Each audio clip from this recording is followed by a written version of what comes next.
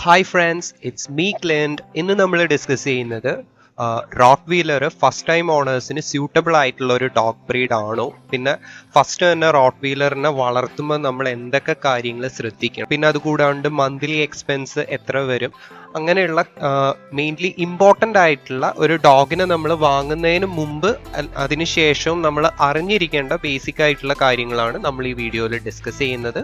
അപ്പം നമുക്ക് നേരെ വീഡിയോയിലോട്ട് കിടക്കാം. ആദ്യം തന്നെ ഒരു റോട്ട് വീലറിനെ വളർത്താൻ തീരുമാനിക്കുന്ന ഒരാൾ അല്ലെങ്കിൽ വളർത്തിക്കൊണ്ടിരിക്കുന്ന ഒരാൾ മനസ്സിലാക്കേണ്ട ഒരു കാര്യം, ഒരിക്കലും നമുക്ക് റോട്ടിനെ കായികപരമായിട്ട് കൺട്രോൾ ചെയ്യാൻ പറ്റില്ല.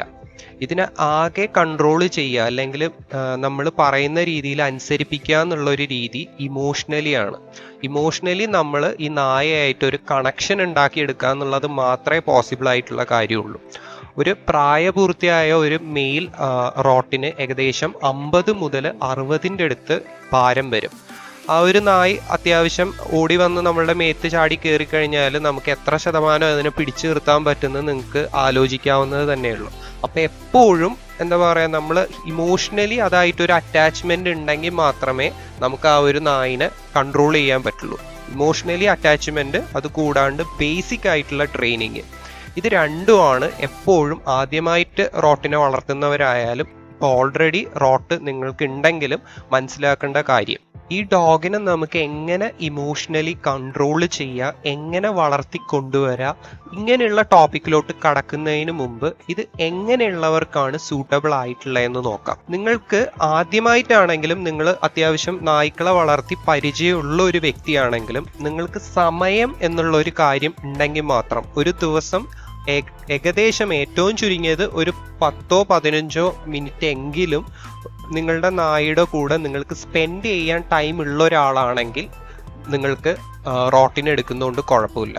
അതല്ല, നിങ്ങൾ അത്യാവശ്യം വളരെ തിരക്കുള്ള ഒരാളാണ്, നിങ്ങൾക്ക് ഇടയ്ക്ക് വല്ലപ്പോഴൊക്കെ നിങ്ങളുടെ ഡോഗിൻ്റെ കൂടെ സ്പെൻഡ് ചെയ്യാൻ ടൈം ഉള്ളൂ എന്നുണ്ടെങ്കിൽ ഏറ്റവും നല്ലത് നിങ്ങൾ വേറെ ഏതെങ്കിലും ഒരു ഡോഗ് ബ്രീഡിനെ എടുക്കുന്നതായിരിക്കും ബെസ്റ്റ്. കാര്യം, റോട്ട് എന്ന് പറയുന്ന ഈ ഒരു ഡോഗ് ബ്രീഡ് ചെറുപ്പത്തിൽ പ്രത്യേകിച്ചും അതിൻ്റെ ആ ഓണറിൻ്റെ ആ ഒരു പ്രസൻസ് ആവശ്യമുള്ള ഒരു ഡോഗ് ബ്രീഡാണ്. അത് ഇല്ലാന്നുണ്ടെങ്കിൽ ചെറുപ്പത്തിൽ നിങ്ങൾക്ക് അതിനെ തീരെ നോക്കാൻ പറ്റില്ല, അത് കഴിഞ്ഞിട്ടാണെങ്കിലും നിങ്ങൾക്ക് അതിനെ നോക്കാൻ പറ്റില്ല എന്നുണ്ടെങ്കിൽ ഈ ഒരു ബ്രീഡിനെ കൺട്രോൾ ചെയ്യുക എന്നുള്ളത് ബുദ്ധിമുട്ടുള്ള കാര്യമാണ്. പിന്നെ നിങ്ങളും ഈ ഒരു ഡോഗും തമ്മിൽ ബോണ്ട് ഇല്ല എന്നുണ്ടെങ്കിലും ഇതിനെ കൺട്രോൾ ചെയ്യുക എന്നുള്ളത് ബുദ്ധിമുട്ടുള്ള കാര്യമാണ്. അപ്പോൾ എപ്പോഴും ടൈം എന്നുള്ള ഒരു കാര്യം ഉള്ളവർ മാത്രം ഈ ഒരു ബ്രീഡിനെ സെലക്ട് ചെയ്യുക. അതാണ് നമ്മുടെ ആദ്യത്തെ പോയിന്റ്. രണ്ടാമത്തെ പോയിന്റാണ് വ്യായാമം. റോട്ട് വീലറിനെ വളർത്തുന്നവർ പ്രത്യേകം ശ്രദ്ധിക്കേണ്ട, റോട്ട് വീലർ ഉള്ളവരാണെങ്കിലും ഇനി വളർത്താൻ തീരുമാനിക്കുന്നവരാണെങ്കിലും അതിനാവശ്യമായിട്ടുള്ള വ്യായാമം കൊടുക്കുക. ഇത് അത്യാവശ്യം വർക്കിംഗ് ലൈനിൽ വരുന്ന ഒരു ഡോഗ് ബ്രീഡാണ്, ഹൈലി എനർജറ്റിക് ആയിട്ടുള്ള ഒരു ഡോഗ് ബ്രീഡാണ്. അപ്പോൾ അതിനനുസരിച്ചിട്ടുള്ള വ്യായാമം അതിന് കൊടുത്തിട്ടില്ല എന്നുണ്ടെങ്കിൽ അത് ഫ്രസ്ട്രേറ്റഡ് ആവാനും അത് കൊണ്ട് തന്നെ എന്താ പറയുക, അത്യാവശ്യം നമുക്ക് അതിനെ കൺട്രോൾ ചെയ്യാൻ പറ്റാത്ത ആ ഒരു രീതിയിലോട്ട് വരികയും ചെയ്യും. അപ്പോൾ തീർച്ചയായിട്ടും അതിൻ്റെ ആ ഒരു എനർജി ബേൺ ചെയ്യാൻ വേണ്ടിയിട്ട് നമ്മൾ വ്യായാമം പ്രൊവൈഡ് ചെയ്യുക. അത് സ്ഥല സൗകര്യം ഇല്ലാത്തവരാണെങ്കിൽ നിങ്ങൾ എന്താ പറയുക, അത്യാവശ്യം ചെറുപ്പം മുതലേ തന്നെ ലീഷിലൊക്കെ ഇട്ട് പുറത്ത് റോട്ടിലോ എവിടെയെങ്കിലുമൊക്കെ നടത്തി ശീലിപ്പിക്കുക. പിന്നെ മൂന്നാമത് വരുന്ന പോയിന്റാണ് സോഷ്യലൈസേഷൻ കൂടി ചെയ്യാൻ നിങ്ങളുടെ കുടുംബത്തിലുള്ള ബാക്കിയുള്ളവരായിട്ടും നിങ്ങളുടെ വീട്ടിലുള്ള എല്ലാവരുമായിട്ട് തന്നെ ആ ഒരു ഡോഗിനെ ഒന്ന് സോഷ്യലൈസ് ചെയ്യാൻ കൂടി ശ്രമിക്കുക. ഇനി അടുത്തത് എല്ലാവർക്കും ഉള്ള ഒരു സംശയമായിരിക്കും, എന്താണ് റോട്ട് എന്ന് പറഞ്ഞു കഴിഞ്ഞാൽ വളരെ അഗ്രസീവ് ആയിട്ടുള്ള ഒരു ഡോഗ് ബ്രീഡ്, അല്ലെങ്കിൽ അതിൻ്റെ ഓണറിനെ തന്നെ അറ്റാക്ക് ചെയ്യുന്ന ഒരു ഡോഗ് ബ്രീഡ്, ഇങ്ങനെയുള്ള കുറേ ന്യൂസ് അല്ലെങ്കിൽ കുറേ എന്താ പറയുക ആൾക്കാർ അങ്ങനെ പറയുന്നതെന്നുള്ളൊരു സംശയം ഉണ്ടാവും. ഇതിനുള്ള ഉത്തരം വളരെ ലളിതമായിട്ട് ഞാൻ പറഞ്ഞുതരാം. ആദ്യം തന്നെ റോട്ട് എന്തുകൊണ്ടാണ് അതിൻ്റെ സ്വന്തം ഓണറിനെ തന്നെ അറ്റാക്ക് ചെയ്യുന്നത്? ശരിക്കും ബേസിക്കലി നമ്മൾ അതിൻ്റെ ആ ഒരു പപ്പി സ്റ്റേജിൽ നമ്മൾ കൊടുക്കേണ്ട ആ ഒരു ട്രെയിനിങ് അല്ലെങ്കിൽ ആ കൊടുക്കേണ്ട നമ്മൾ ചെയ്യേണ്ട കാര്യങ്ങൾ ശരിക്കും ചെയ്യാത്ത കൊണ്ട് ആണ് അതിൻ്റെ ഓണറിനെ അത് അറ്റാക്ക് ചെയ്യുന്നത്. ശരിക്കും ഞാൻ ആദ്യം തന്നെ പറഞ്ഞു, ഒരു ഇമോഷണലി ബോണ്ട് വേണം എന്നുള്ള കാര്യം. ശരിക്കും ആ ഡോഗ് നമ്മളെ മാസ്റ്ററായിട്ട് അംഗീകരിച്ചാൽ മാത്രമേ നമ്മൾ പറയുന്നത് ഈ റോട്ട് അനുസരിക്കത്തുള്ളൂ. അല്ലെങ്കിൽ ഇപ്പോൾ ആരും കൺട്രോൾ ചെയ്യാനില്ല എന്നുണ്ടെങ്കിൽ അത് തന്നെ അതിൻ്റെ ഓണറായിട്ട് ആക്ട് ചെയ്യും. അങ്ങനെ വരുന്ന സാഹചര്യത്തിൽ നമ്മൾ അതിൻ്റെ അടുത്ത് ചെന്ന് കഴിഞ്ഞാൽ അത് മൈൻഡിൽ സെറ്റ് ചെയ്ത് വെച്ചേക്കുന്ന അതാണ് മാസ്റ്റർ എന്നാണ്. അപ്പം അതിൻ്റെ ഒരു സർവൻ്റ് എന്നിട്ട് അതിൻ്റെ അടുത്ത് ചെന്നിട്ട് വർത്തമാനം പറഞ്ഞു കഴിഞ്ഞാൽ അല്ലെങ്കിൽ അതിനെ കൺട്രോൾ ചെയ്യാൻ ശ്രമിച്ചു കഴിഞ്ഞാൽ ബേസിക്കലി എന്താണ് ഒരു മാസ്റ്റർ ചെയ്യുന്നത് അതാണ് നമ്മുടെ അടുത്ത് അത് കാണിക്കുന്നത്. അല്ലാണ്ട് ഒരിക്കലും അത് വേറൊരു നെഗറ്റീവായിട്ട് നമ്മൾ ചിന്തിക്കേണ്ട കാര്യമില്ല. ഇപ്പം നിങ്ങൾ ഒരു സർവൻറ്റിനെ നിർത്തിയിട്ട് ആ സർവൻറ്റ് വന്നിട്ട് നിങ്ങളെ കൺട്രോൾ ചെയ്ത് കഴിഞ്ഞാൽ, ഇപ്പം നിങ്ങളുടെ വീട്ടിലുള്ള ഒരു സർവൻറ്റ് നിങ്ങളുടെ അടുത്ത് വന്ന് അത് ചെയ് ഇത് ചെയ് അല്ലെങ്കിൽ ഇപ്പം ചായ ഉണ്ടിത്താന്നൊക്കെ പറഞ്ഞാൽ നിങ്ങൾ എന്ത് പറയും? ആ ഒരു രീതി തന്നെ ആ റോട്ടും പറയുന്നുള്ളൂ. അപ്പോൾ എപ്പോഴും ശ്രദ്ധിക്കേണ്ടത് നമ്മൾ അതിൻ്റെ മാസ്റ്റർ ആവുക. അതിനെക്കുറിച്ച് ഞാൻ ഡീറ്റെയിൽ ആയിട്ട് ഞാൻ എങ്ങനെയാണ് മാസ്റ്റർ ട്രെയിനിങ് കൊടുക്കുന്നത്, അതുകൂടാണ്ട് എന്താണ് ഈ ഡോഗിൻ്റെ സൈക്കോളജി എന്നുള്ളതിനെക്കുറിച്ച് ഞാൻ എൻ്റെ ഫേസ്ബുക്ക് പേജിൽ ഞാൻ ഡീറ്റെയിൽ ആയിട്ട് അതിൻ്റെ പോസ്റ്റ് ഞാൻ എഴുതിയിട്ടുണ്ട്. അത് കൂടാണ്ട് വീഡിയോയും ഞാൻ ഓൾറെഡി ചെയ്തിട്ടുണ്ട്.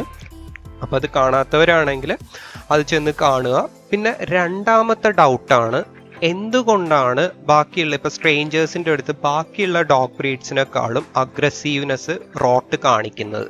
ചില ഡോഗ്സ് ഒക്കെ നേരെ തിരിച്ചും എന്താ പറയുക അത്രയും അഗ്രസീവ് ആയിട്ടുള്ള ഒരു മെൻറ്റാലിറ്റി കാണിക്കത്തുമില്ല. ഇതിനുള്ള ഉത്തരം വളരെ സിമ്പിളാണ്. ഈ റോട്ട് എന്ന് പറയുന്ന ഡോഗ് ബ്രീഡിൻ്റെ മൈൻഡ് സെറ്റ് ചെയ്തേക്കുന്നതെന്ന് വെച്ച് കഴിഞ്ഞാൽ അത് ഒരു പ്രൊട്ടക്റ്റിംഗ് ആയിട്ടുള്ള ഒരു മൈൻഡ് സെറ്റാണ്.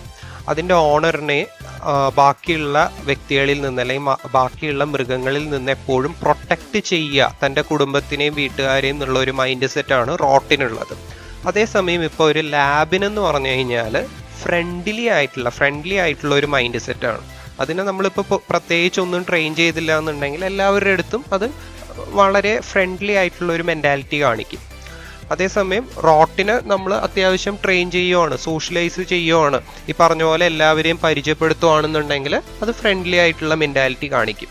അതേസമയം നമ്മൾ ഒന്നും ചെയ്യുന്നില്ല, അതിനെ പ്രോപ്പറായിട്ട് നമുക്ക് വേണ്ട രീതിയിലൊന്നും ട്രെയിൻ ചെയ്യുന്നൊന്നുമില്ല എന്നുണ്ടെങ്കിൽ അത് അതിൻ്റെ ബേസിക് ആയിട്ടുള്ള അതിൻ്റെ ജെനറ്റിക്കലി അതിനുള്ള ആ ഒരു സ്വഭാവം, അതിൻ്റെ ജീനിലുള്ള ആ ഒരു സ്വഭാവം കാണിക്കും. അതെന്ന് വെച്ച് കഴിഞ്ഞാൽ പൊതുവെ പ്രൊട്ടക്റ്റ് ചെയ്യുക. അതിൻ്റെ എന്താ പറയുക, പണ്ട് കാലത്ത് ഞാൻ തുടക്കത്തിലേ പറഞ്ഞു ഈ മൃഗങ്ങളെയൊക്കെ സംരക്ഷിക്കാൻ വേണ്ടിയിട്ടാണ് ഇതിനെ യൂസ് ചെയ്തത്. അതാണ് അതിൻ്റെ ജീനിലുള്ളത്. അപ്പം നമ്മളെയും നമ്മുടെ കുടുംബത്തിനെയും ബാക്കി പുറത്തുനിന്ന് ഇപ്പം നമ്മളുടെ കസിൻസ് വന്നാലും അല്ലെങ്കിൽ നമ്മുടെ ഫ്രണ്ട്സ് വന്നാലും ഇത് കാണുന്നത് അവരെയൊക്കെ നമ്മളെ അറ്റാക്ക് ചെയ്യാൻ വരുന്ന ഒരു പുതിയൊരു വ്യക്തി എന്നുള്ള ഒരു രീതിയിലാണ്. അതാണ് എപ്പോഴും റോട്ട് ബാക്കിയുള്ളതിനേക്കാളും അഗ്രസീവായിട്ടുള്ള ഒരു ബിഹേവിയർ കാണിക്കുന്നത്. ഇനി ലാസ്റ്റ് വരുന്ന പോയിന്റ് റോട്ടിന്റെ ഫുഡ് ആൻഡ് മെയിൻ്റെനൻസ്. ഫുഡിനെ കുറിച്ച് ഓൾറെഡി നമ്മൾ ഡീറ്റെയിൽ ആയിട്ട് അതിന്റെ പപ്പി സ്റ്റേജിൽ കൊടുക്കേണ്ട വീഡിയോ നമ്മൾ ചെയ്തിട്ടുണ്ട്, ഡയറ്റ് പ്ലാൻ. അതിന്റെ ലിങ്ക് ഞാൻ താഴെ ഡിസ്ക്രിപ്ഷനിൽ കൊടുക്കാം. പിന്നെ രണ്ടാമത് ഇതിന്റെ മെയിൻ്റെനൻസ് ബാക്കിയുള്ളത് വെച്ച് കമ്പയർ ചെയ്യുമ്പോൾ ബാക്കിയുള്ള ഇപ്പോൾ GSD ഇപ്പോൾ ജർമ്മൻ ഷെപ്പേർഡ് പോലെയുള്ള ഡോഗ് ബ്രീഡ്സിനെ വെച്ച് കമ്പയർ ചെയ്യുമ്പോൾ നമുക്ക് അത്രയും എന്താ പറയുക മെയിൻ്റെനൻസ് വരാത്തൊരു ഡോഗ് ബ്രീഡാണ്. ഗ്രൂമിംഗ് ഒന്നും അത്ര ആവശ്യമില്ല, എല്ലാ ദിവസവും നമ്മൾ ബ്രഷ് ചെയ്യേണ്ട ആവശ്യമില്ല. മറ്റേ ഈ ജർമ്മൻ ഷെപ്പേർഡിനെ പോലെ അധികം കൂടെയൊന്നും ഇല്ലാത്ത ഡോഗ് ബ്രീഡാണ്. പിന്നെ സപ്ലിമെന്റ്സ് നോക്കുകയാണെന്നുണ്ടെങ്കിൽ ഈ പറഞ്ഞ പോലെ തന്നെ സപ്ലിമെന്റ്സ് GSD വെച്ച് കമ്പയർ ചെയ്യുമ്പോൾ അത്രയും നമുക്ക് ചിലവ് വരില്ല. റോട്ടിൻ്റെ മന്ത്ലി എക്സ്പെൻസ് നോക്കുകയാണെന്നുണ്ടെങ്കിൽ ഒരു 2000 മുതൽ ഒരു 3000 രൂപക്കുള്ളിൽ നമുക്ക് അത്യാവശ്യം നല്ല രീതിയിൽ വളർത്തിക്കൊണ്ട് പോകാൻ പറ്റുന്ന ഒരു ഡോഗ് ബ്രീഡാണ് റോട്ട്. അപ്പോൾ ഇത്രയും കാര്യങ്ങളാണ് എനിക്ക് ഫസ്റ്റ് ടൈം ഡോഗ് ഓണേഴ്സിന് പറഞ്ഞു തരാനുള്ളത്. അപ്പോൾ നിങ്ങൾക്ക് ഈ വീഡിയോ യൂസ്ഫുൾ ആയിട്ട് തോന്നുകയെന്നുണ്ടെങ്കിൽ ജസ്റ്റ് നമ്മളുടെ ഒരു ചാനലൊന്ന് ലൈക്കും സബ്സ്ക്രൈബും ചെയ്ത് സപ്പോർട്ട് ചെയ്യുക. അപ്പോൾ എല്ലാവർക്കും thank you for watching. Then have A nice day.